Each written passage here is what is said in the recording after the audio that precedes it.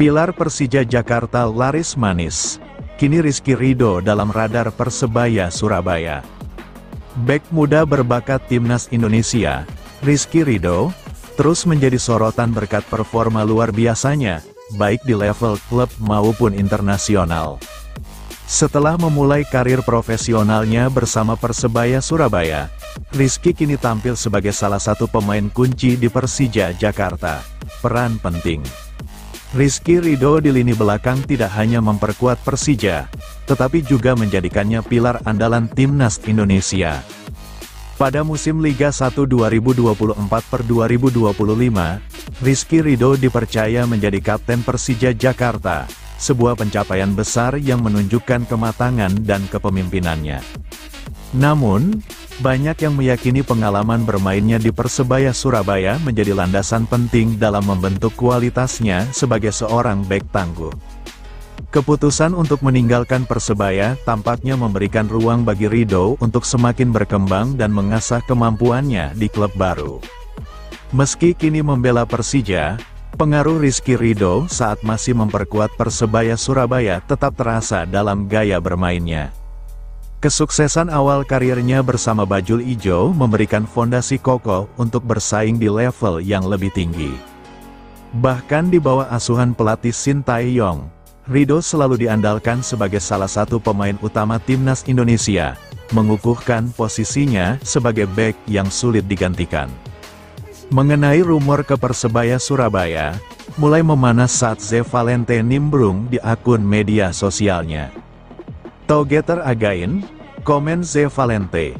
Musim lalu, Rizky Ridho memang kerap dirumorkan akan kembali dalam pelukan Persebaya Surabaya. Namun hal itu urung terjadi hingga musim baru bergulir. Kabar lainnya dari Persija Jakarta adalah Firza Andika yang dikaitkan dengan Persib Bandung. Bos Persija soal isu Carlos Pena akan dipecat.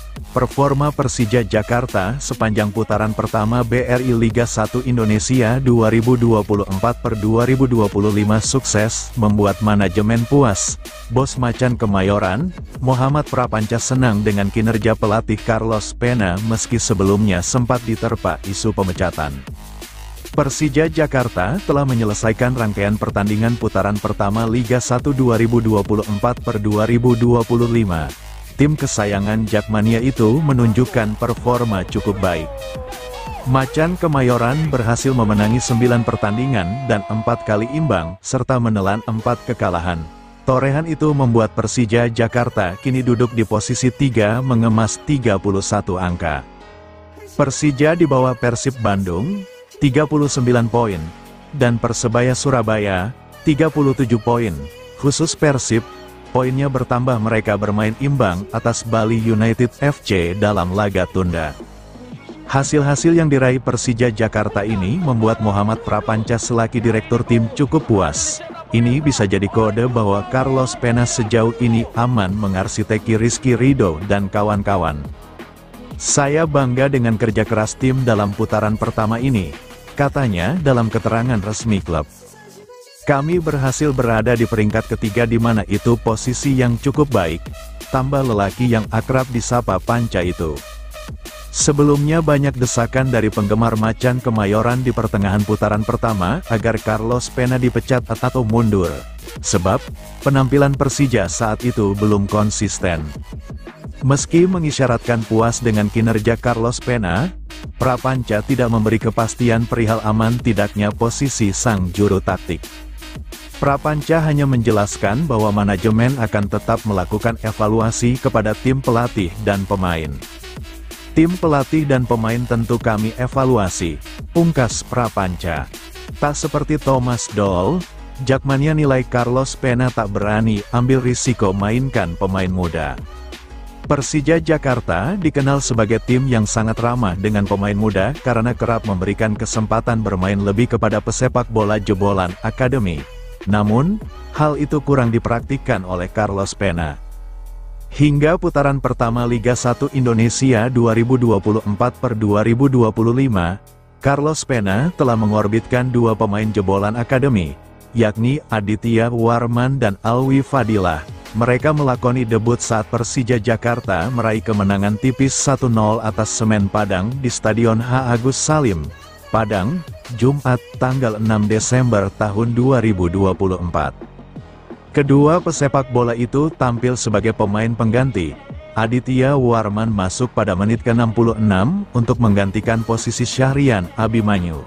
Sementara Alwi bermain pada menit ke-73, menggantikan Witan Sulaiman. Namun setelah itu, Aditya Warman dan Alwi Fadilah hanya memainkan masing-masing satu laga lagi. Menit bermainnya pun sangat minim. Hal inilah yang dikritisi oleh Kepala Bidang Penelitian dan Pengembangan, Litbang, PP The Jakmania, Fadel Bustami. Satu hal yang perlu kita kritisi adalah kesempatan bermain untuk pemain-pemain muda sih, yang saat ini masih kurang banget, kata Fadel Bustami saat dihubungi jawapos.com, Minggu, tanggal 5 Januari tahun 2025. Di satu sisi, Fadel memahami alasan Carlos Pena jarang memberikan kesempatan pemain muda. Dia menilai pelatih asal Spanyol itu tak berani ambil risiko. Harus diakui memang kondisi yang ada memang sepertinya. Carlos Pena sebagai pelatih saat ini tidak berani mengambil risiko banyak untuk memainkan pemain muda, katanya. Karena mungkin ya tekanan yang cukup tinggi menyebabkan kayaknya Carlos Pena tidak berani mengambil risiko dengan memainkan pemain-pemain muda, tambah Fadel. Sampai saat ini, Persija Jakarta masih memiliki sejumlah pemain muda yang belum dapat kesempatan bermain, yakni Dia Syahid, Adre Arido, Hafiz Rizkianur, Agi Firmansyah, dan Zahabi Goli. Mereka sejauh ini hanya masuk dalam lineup dan duduk di bangku cadangan saja. Jakmania berharap Carlos Pena bisa memberikan kesempatan bermain kepada para pemain muda jebolan akademi lagi, tentunya dengan menit lebih banyak. Karena apa? Karena yang kita takuti adalah apabila pemain-pemain muda dari Akademi Persija tidak mendapatkan menit bermain yang cukup, dia tidak bisa berkembang. Dan yang ditakutkan adalah pemain-pemain ini akan hilang begitu saja, jelas Fadel. Jika dibandingkan dengan pelatih Persija sebelumnya, Thomas Doll, Carlos Pena memang tidak lebih baik, sebab di era Doll, banyak pemain muda yang melakoni debut. Pada musim pertamanya musim 2022-2023, Thomas Doll memberikan kesempatan debut kepada Ginanjar Wahyu, Frankie Misa, Sandi Arta Samosir, dan Cahya Supriyadi.